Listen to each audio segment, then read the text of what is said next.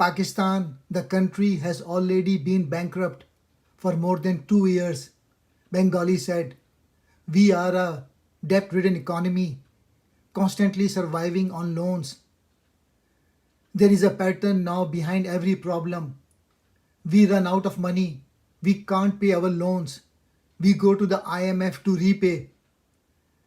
There needs to be political and structural changes so that this pattern breaks. Inflation in Pakistan is the highest of any country in South Asia, and citizens are struggling to make ends meet as the price of essential goods rises to unprecedented heights. Pakistan has grappled with extreme inflation for months. In January, the country's consumer price index rose to 13%, the highest in 2 years, according to the Pakistan Bureau of Statistics. The sensitive price index, which include the prices of essential food items, was recorded at 15.1% last week. As a result of this inflation, so-called middle-class poverty is on the rise, squeezing the average wage earner and deteriorating standard of living. Pakistan has been rushing to tamp down inflation and get the money it needs to keep buying abroad. Pakistan's central bank sharply raised interest rate, a move that could help cool price increases, but one that could crimp economic growth. In terms of energy, Pakistan imports about 80% of its oil. Pakistan's import would soon hit 72 billion, more than double the norm. In May 2019, Khan's government reached an agreement with the IMF after months of difficult negotiation on a 6 billion bailout package. The 39-month bailout program is subject to regular IMF reviews of Pakistan economic policy and growth. In January 2020, the program was put on hold after Prime Minister Khan did not follow IMF recommendation to increase electricity prices and impose additional taxes. Pandemic-related forces, Russia's invasion of Ukraine, have pushed up inflation to the highest level in 4 decades. For example, new and used auto prices have risen sharply because of vehicle shortages driven by a lack of components such as semiconductors. Few workers are in the labor market, encouraging those who are working to demand raises. And low interest rates from the Federal Reserve have made borrowing cheaper, making big purchases more attractive. These factors and many more are driving up costs. Inflation has plunged countries into a long periods of instability. In 2008, Zimbabwe experienced one of the worst causes of hyperinflation, which results to giving up their national currency. Inflation hits its highest level since 1982. What is inflation?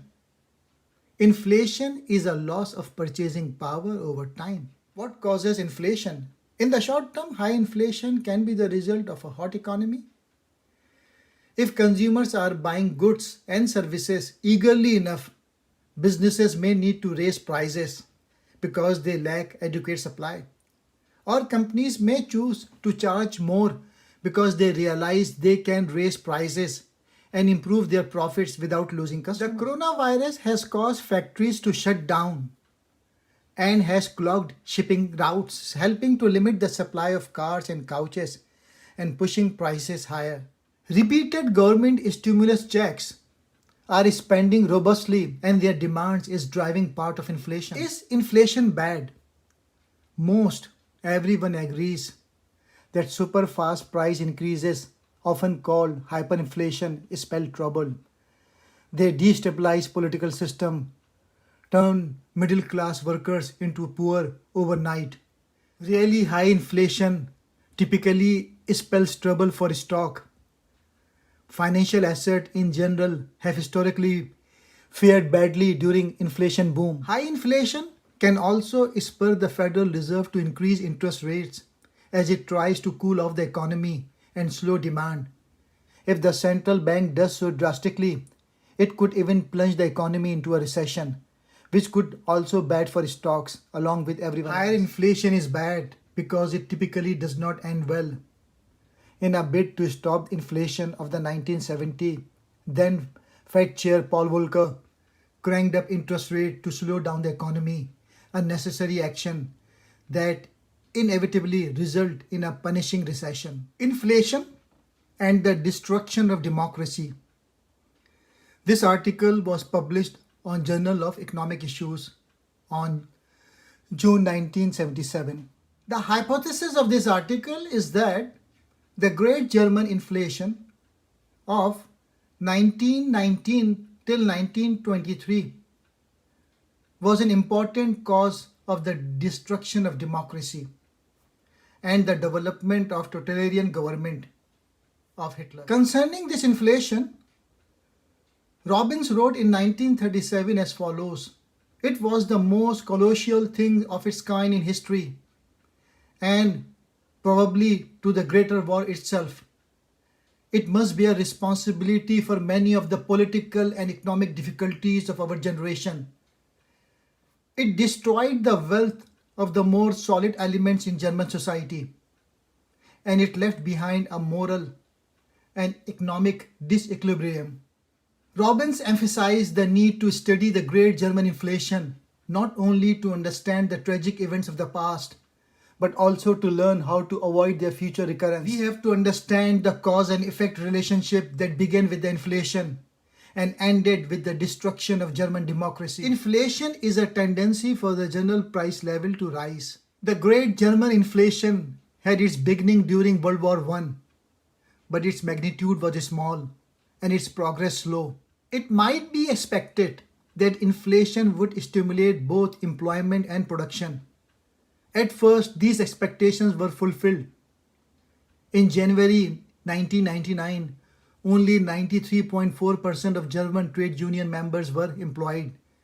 This figure rose quickly, standing at 97.1% by December of that year and peaking above 99% from April to September 1922, the months that saw the beginning of the hyperinflation. But during the accelerating hyperinflation of 1923, employment rates dropped drastically to 90.1% in September, 80.9% in October, and 76.6% in November. Why did production drop during the hyperinflation?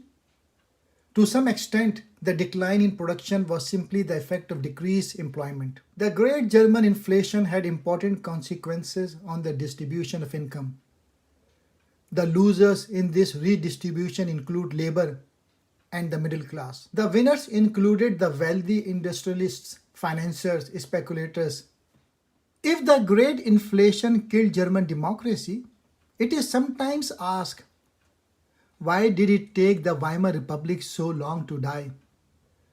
The inflation was over by the end of 1923, but death of the Republic did not occur until 1933.